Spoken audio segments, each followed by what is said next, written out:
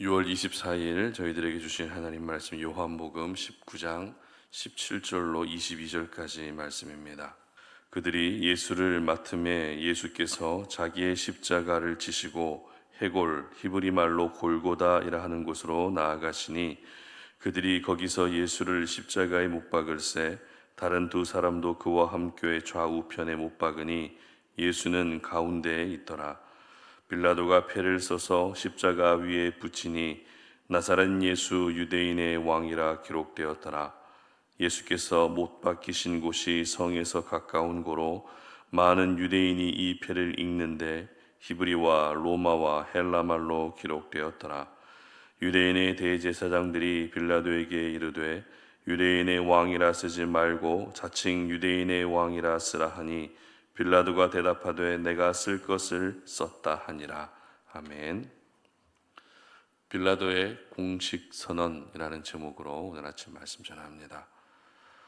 사실 확인이 되지 않은 이야기나 사람들마다 주장하는 내용이 다른 사안에 대해서 사실 여부를 발표하는 것을 가리켜서 공식 선언이라고 합니다.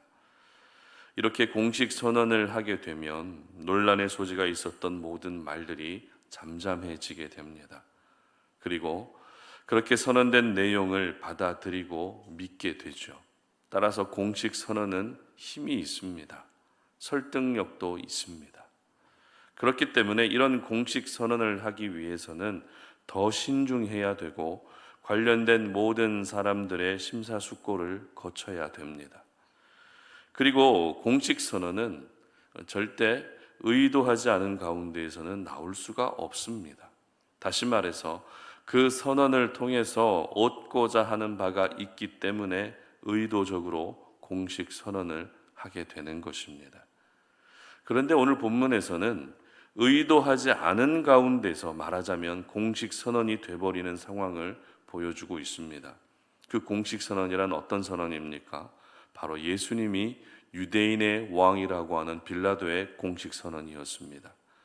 19절 말씀 함께 보도록 하겠습니다. 빌라도가 패를 써서 십자가 위에 붙이니 나사렛 예수 유대인의 왕이라 기록되었더라. 아멘. 이제 예수님은 십자가에 못 박히십니다. 십자가에 못 박히시기 전에 채찍질 당하는 고통도 참 큰 고통이었지만 십자가에 못 박히는 고통은 그에 비해 비교가 안 될 만큼 더 큰 고통이었습니다. 그러나 예수님은 그 고통을 묵묵히 받아들이십니다. 특별히 예수님이 십자가를 지시고 골고다 언덕으로 올라가신 모습을 기록하고 있는 17절 말씀을 함께 읽어봅니다. 그들이 예수를 맡음에 예수께서 자기의 십자가를 지시고 해골 히브리 말로 골고다라 하는 곳으로 나아가시니. 아멘. 예수님이 지신 십자가는 어떤 십자가였습니까? 자기 십자가였다는 것입니다. 그 누구도 대신 져줄 수 없는 예수님만 지실 수밖에 없는 그 십자가, 자기 십자가를 지셨다는 것입니다. 자기 십자가를 지신 예수님의 모습을 보면서 저희들은 예수님께서 제자들에게 하셨던 말씀이 자연스럽게 떠오르게 되죠. 제가 누가복음 14장 27절 말씀을 읽어드리도록 하겠습니다. 누구든지 자기 십자가를 지고 나를 따르지 않는 자도 능히 내 제자가 되지 못하리라. 아멘. 그렇습니다. 자기 십자가를 지신 예수님은 제자들에게도 동일하게 자기 십자가를 져야 된다고 말씀하셨습니다. 이 말씀은 자기 십자가를 지고 예수님을 따라야 한다는 의미이지만 또 한편으로는 자기 십자가를 지지 않고 예수님을 따르는 사람들도 많았다라는 것을 우리는 알 수 있습니다. 그러므로 오늘 이 아침에 저희들은 먼저 내가 져야 할 십자가, 예수님이 말씀하신 자기 십자가가 무엇인지를 생각해 볼 수 있어야 됩니다. 내가 아니면 질 수 없는 나만의 십자가, 그 누구도 대신 져줄 수 없는 나의 십자가가 무엇인지 진지하게 고민해 볼 수 있었으면 좋겠습니다. 결국 자기 십자가를 지고 예수님을 따를 때 그것이 바로 참된 제자의 모습이 되는 것이죠. 예수님 역시도 자기 십자가를 지셨기 때문에 그것이 바로 예수님을 담는 가장 아름다운 모습이 될 수밖에 없는 것입니다. 그리고 17절 말씀에 기록된 지시고라는 단어가 있습니다. 그리고 나가시니라는 단어도 있습니다. 그런데 이 단어는 능동태의 단어입니다. 무슨 말입니까? 예수님이 자기 십자가를 지실 때 억지로 지지 않았다는 것입니다. 기꺼이 지셨다는 것입니다. 십자가를 피한 것이 아니라 십자가를 향해 더 가까이 나아가셨다는 것을 말합니다. 여러분, 이것이 바로 자기 십자가를 대하는 우리의 모습이 될 수 있어야 되는 것이죠. 억지로 지는 것이 아니라 기꺼이 지는 모습, 피하려고 하기보다도 가까이 십자가로 더 나아가는 그 모습, 이것이 바로 오늘을 살아가는 모든 그리스도인들에게 요구되는 삶인 것입니다. 이렇게 예수님은 자기 십자가를 지시고 골고다 언덕으로 오르셨습니다. 그리고 그곳에서 가장 잔인하고 처참한 십자가형에 처해지게 됩니다. 그리고 빌라도가 패를 써서 십자가 위에 붙이게 되는데 그 패에 적힌 내용이 어떤 내용이었다고요?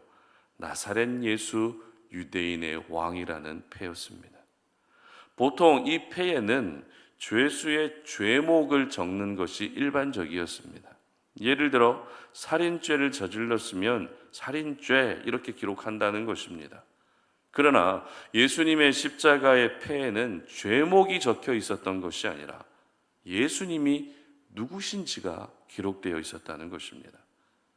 사실 로마 당국의 입장에서는 예수님이 반란을 일으킬 것 같은 위기의식을 강하게 느꼈을 겁니다. 그러면 어떻게 그 패를 적어야 됩니까? 반란죄 이렇게 적으면 됩니다. 아니면 유대인들의 입장에서 하나님을 아버지라 불렀기 때문에 신성모독죄 이렇게 적는 게 맞습니다. 그러나 예수님의 패에는 그 어떤 죄목도 새겨지지 않았고 그저 예수님이 어디 출신이며 또 유대인의 왕이었다라고 하는 이 내용만 기록되어 있었다는 것입니다. 그렇다면 이 패를 보면서 가장 못마땅하게 여겼던 사람은 누구일까요? 이 패, 나사렛 예수 유대인의 왕이라고 하는 이 패를 보면서 가장 기분 나쁘고 못마땅하게 정말 받아들일 수 없는 그런 내용으로 생각했던 사람들은 누구일까요? 바로 유대인들이죠. 그리고 대제사장들입니다. 왜냐하면 예수님을 자기들의 왕이라고 적은 것이기 때문에 기분이 좋을 수가 없었습니다. 그래서 21절 말씀을 보시기 바랍니다. 그들의 요구사항이 이렇게 기록되어 있습니다. 유대인의 대제사장들이 빌라도에게 이르되 유대인의 왕이라 쓰지 말고 자칭 유대인의 왕이라 쓰라 하니, 무슨 말입니까? 그냥 유대인의 왕이라 쓰지 말고 자칭 유대인의 왕이라고 써달라고 빌라도에게 요구합니다. 그만큼 기분 나빴다는 것입니다. 누가 그 패를 보게 되면 사실인 것으로 생각할 수 있으니 자칭이라는 말을 넣어달라는 겁니다. 그러나 놀랍게도 빌라도는 눈 하나 깜짝하지 않습니다. 22절 말씀 보시기 바랍니다. 빌라도가 대답하되 내가 쓸 것을 썼다 하니라. 빌라도는 자신이 적은 그 패의 내용이 틀리지 않았다고 이야기합니다. 여러분 어떠십니까? 분명 빌라도는 예수님이 유대인의 왕으로 오셨다는 것을 몰랐습니다. 그저 예수님이 지금까지 하신 이야기를 종합해서 유대인의 왕이라는 결론을 내리고 그것을 죄목으로 패에 적었을 뿐입니다. 그러나 그 패에 기록된 내용이 거짓이 아니라 사실이었다는 것이죠. 그것도 히브리어와 헬라어와 로마어 3개 국어로 썼기 때문에 더 많은 사람들이 예수님의 정체를 알게 됐던 것입니다. 이처럼 빌라도는 자기도 모르게 예수님이 유대인의 왕으로 오신 것을 공식 선언하고 말았던 것입니다. 유대인들이 선언했다면 유대인들에게만 영향이 갔겠지만 로마의 권력자가 선언했기 때문에 그것은 더욱더 힘이 있을 수밖에 없는 내용이라는 것을 우리에게 말해주고 있는 것입니다. 그렇습니다. 우리 하나님은 예수님이 돌아가시는 그 마지막 순간까지도 예수님이 누구신지 빌라도를 통해서 모든 나라에 그리고 모든 민족에게 알리고 계셨던 것입니다. 정작 빌라도 자신은 아무것도 모르고 그렇게 했겠지만 하나님은 그런 빌라도까지 사용하신 것이죠. 이미 우리가 살펴봤던 요한복음 11장에서는 대제사장 가야바가 예수님의 죽음을 예언하는 일이 있었습니다. 가야바는 예수님의 십자가의 희생의 죽음을 아무것도 모르고 그냥 얘기했을 뿐인데 그것이 바로 예수님의 희생의 죽음, 배속의 죽음을 예언하는 말이 됐다라는 것을 요한복음 11장에서 우리가 이미 살펴본 적이 있습니다. 그렇습니다, 여러분. 우리 하나님은 이 땅에 존재하는 모든 사람들을 사용하셔서 하나님이 하시고자 하시는 일을 어떻게든지 나타내시는 것입니다. 그러므로 오늘 저희들은 빌라도의 공식 선언을 보면서 나도 역시 하나님의 살아계심을 나타낼 수 있는 통로가 되기를 사모해야 되는 것입니다. 믿지 않는 대제사장 가야바와 믿지 않는 빌라도 총독까지 사용하신 하나님이신데 그래도 믿음을 가지고 살아가고 있는 나를 통해서는 더 많은 하나님의 일들이 나타나야 되지 않겠습니까?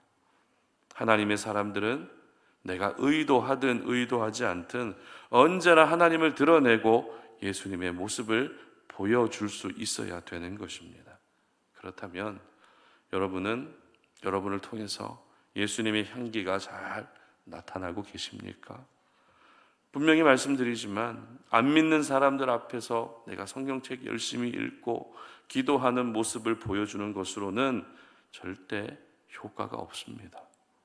제가 항상 말씀드리는 것이고 어제 우리가 주일 예배 때도 살펴봤던 것이지만 우리가 예수님의 향기를 나타내야 하는 방법은 삶으로 나타낼 수 있어야 되는 것입니다. 자기 십자가를 지는 것도 역시 삶입니다. 자기 십자가를 잘 지고 있는지 아니면 내가 거부하고 있는지 억지로 지고 있는지 기꺼이 지고 있는지 확인할 수 있는 것도 역시 삶 속에서 확인할 수 있는 것입니다. 그러므로 여러분의 삶을 통해서 하나님을 공식 선언할 수 있었으면 좋겠습니다. 여러분의 삶을 통해서 우리 예수님을 공식 선언할 수 있었으면 좋겠습니다.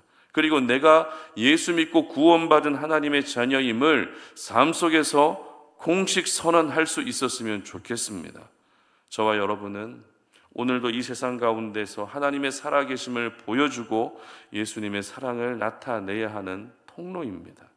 바라기는 여러분이 공식 선언한 하나님이 더 많은 사람들에게 알려지고 여러분이 공식 선언한 우리 예수님이 더 다양한 사람들에게 알려질 수 있는 그런 날이 되시기를 주님의 이름으로 축복합니다. 함께 기도하겠습니다.